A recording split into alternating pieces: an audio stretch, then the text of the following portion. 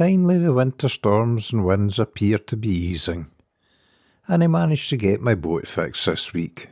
This time I took the boat to Loch, where I launched from a lay-by on A85, a short drive from my house. The forecast was for light winds, dry and sunny spells. I happily set up the small inflatable rib, right at the water's edge. It's great not having to judge for an incoming or outgoing tide, as Loch is freshwater. The Seabler air pump blows up the boat while I install floorboards and fuel tank, etc., and it doesn't take long. The hardest part was carrying the boat and the outboard down from the banking at the lay-by. The depth of Loch varies from a couple of feet to a couple of 100 feet, so I monitor progress with the fish finder. The transducer fits nicely into a small box I made in the hull.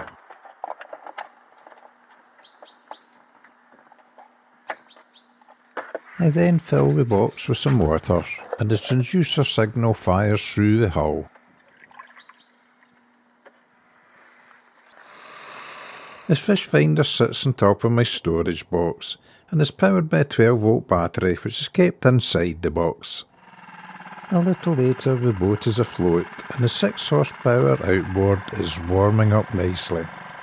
I always check the cooling water is circulating before heading off.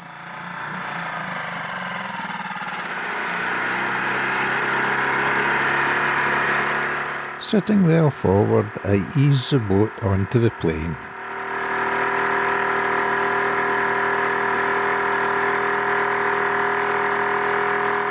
I was heading for my first stop of the day, for Honking, an island with a ruined castle in the middle of Loch.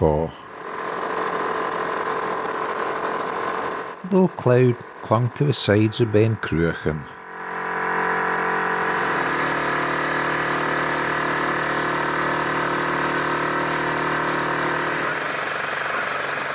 I decided to land on a little beach on the sunny side of Honking.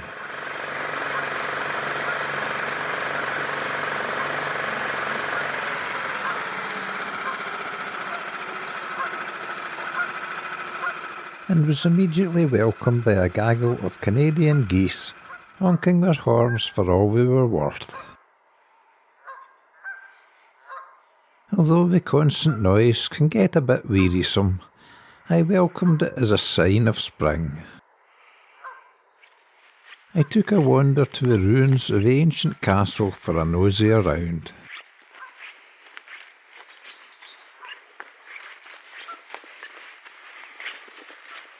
I heard various songbirds singing their sweet songs of spring.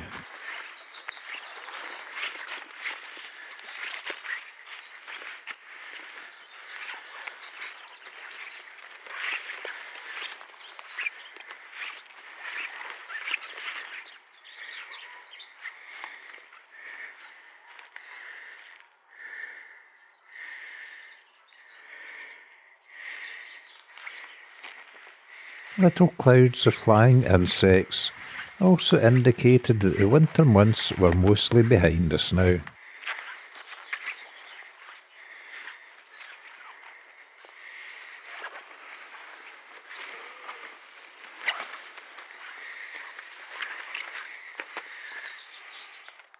Surveying the walls of the castle, I could definitely feel spring was in the air.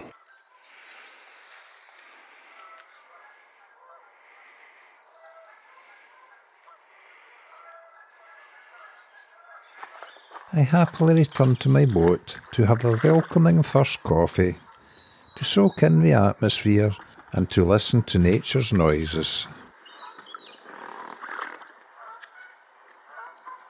Yep, I was at total peace with the world as it started to awaken from its winter slumber.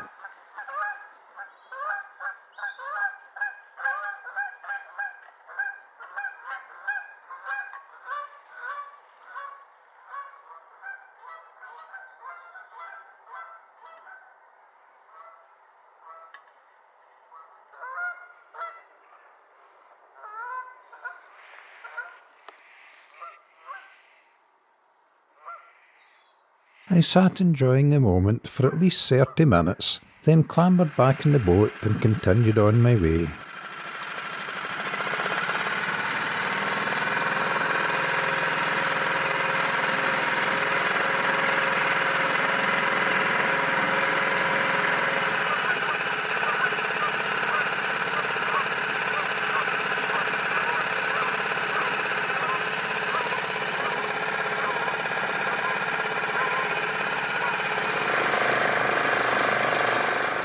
I couldn't help but notice that geese were honking everywhere.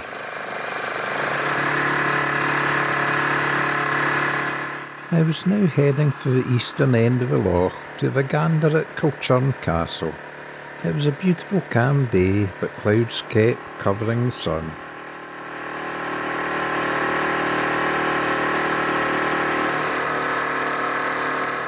The white houses in the village of Loch shimmered and reflected in the smooth water surface.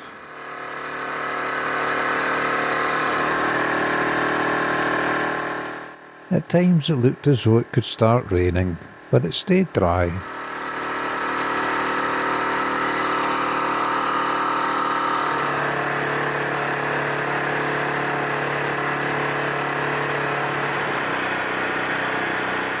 Now in final approach to the castle, I have to stop short as the loch is only a foot deep in this area. But I'm still happy to see what I came to see. I then headed slowly down the southern side of the loch to have a gawk at the Cranach Island. There are many of them around Loch. Ancient man made these little islands to build their homes upon. The idea being that we're safe from wolves and easy to defend against enemies.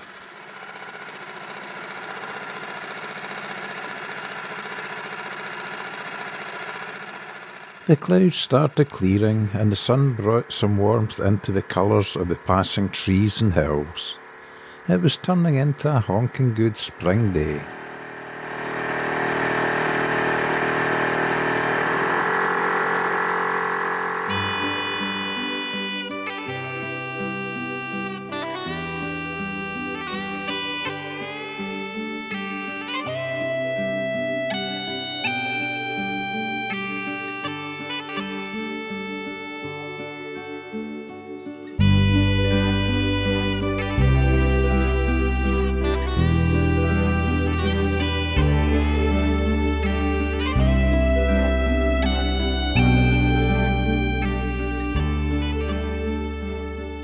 I took a tour around the small but beautiful Black Islands, but didn't land.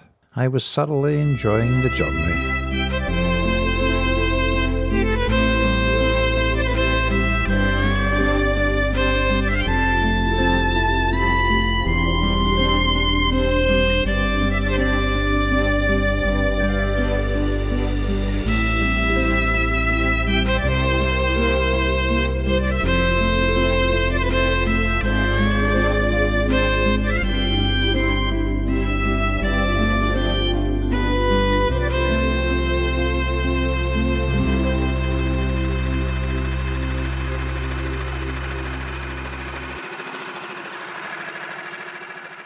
However, I did land at an old pier where the decaying hull of a loch launch was beached.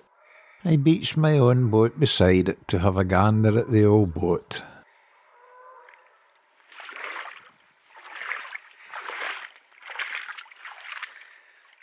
It looks like someone started to restore it at one time, but now it looks like it's been forgotten again, as timbers rot and decay.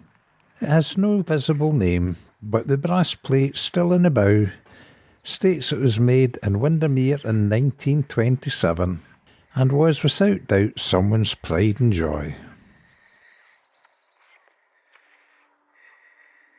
Sadly, like the old pier, I now think it's long past repair. Now, a little bored with old boats, I took a short walk to work up an appetite for lunch.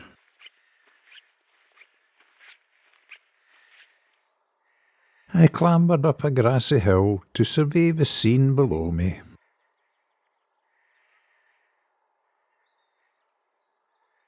then collected my picnic from the boat before finding a place on the shore to sit in the sun and scoff my piece.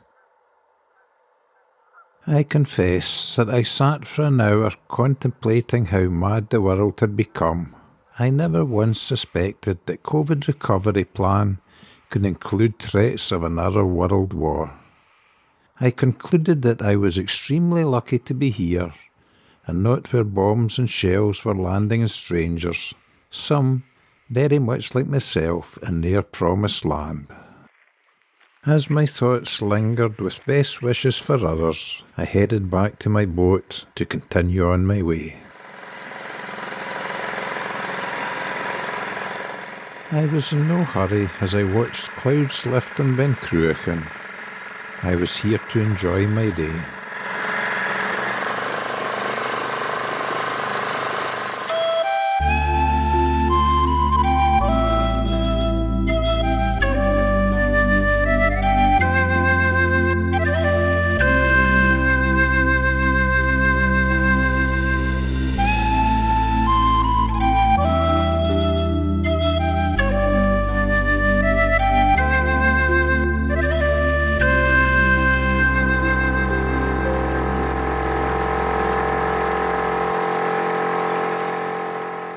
I went as far as the Portsonican Hotel before turning around and making my way back.